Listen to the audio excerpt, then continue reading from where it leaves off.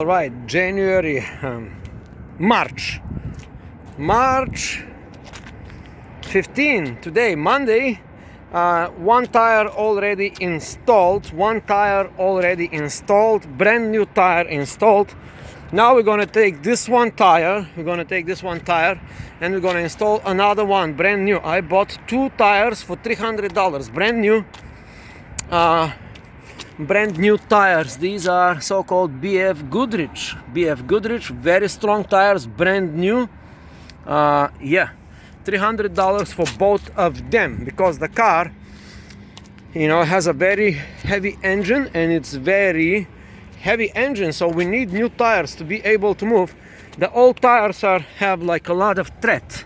They have a lot of tread, but they can explode at every moment because they are like so old. They are so old. I don't know if you can see.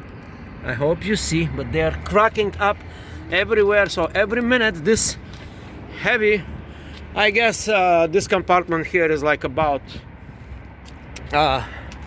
maybe like 300 kilograms, maybe 700-800 pounds. The engine, it's a huge engine. Anyway, so that's it for the moment. Yeah, that's it for the moment.